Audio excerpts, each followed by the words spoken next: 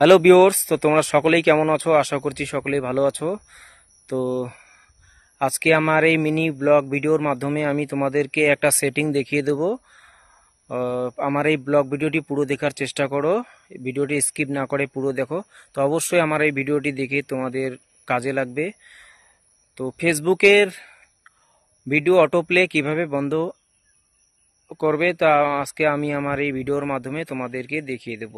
তো যারা নতুন ইউজার, তোমাদের ভিডিওর মধ্যে কমেন্ট আসে, সেই কমেন্টকে রিপ্লাই দেওয়ার সময় যখন ভিডিওটা অটো প্লে হয়ে যায় তখন ফেসবুক বুঝতে পারে, অথচ নিজের ভিডিও তোমরা নিজেরাই দেখছো। তো নিজের ভিডিও নিজে দেখলে রিচ ডাউন করে রাখে। তো সেই প্রবলেমটা কিভাবে সলভ করবো আমি দেখিয়ে দেবো, তো তোমরা সবাই দেখতে থাকো। তো আমি প্রথমে চলে যাচ্ছি ফেসবুকে। ফেসবুক থেকে এখানে যে থ্রি ডট অপশন দেখতে পাচ্ছ সেখানে ক্লিক করব। ক্লিক করে এখানে দেখতে পাচ্ছ একটা সেটিং অপশন আছে, এখানে ক্লিক করব।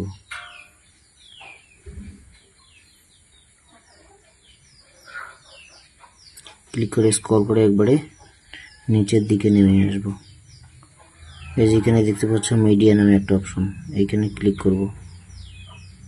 ক্লিক করে যে অটো প্লে, এখানে তিনটে অপশন আছে, on mobile data and wifi. তো যখন মোবাইল ডাটা ওয়াইফাইয়ের মধ্যে একবারে ভিডিওটা অটো প্লে হবে, on wifi only, 2 number option আছে ওয়াইফাই অনলি।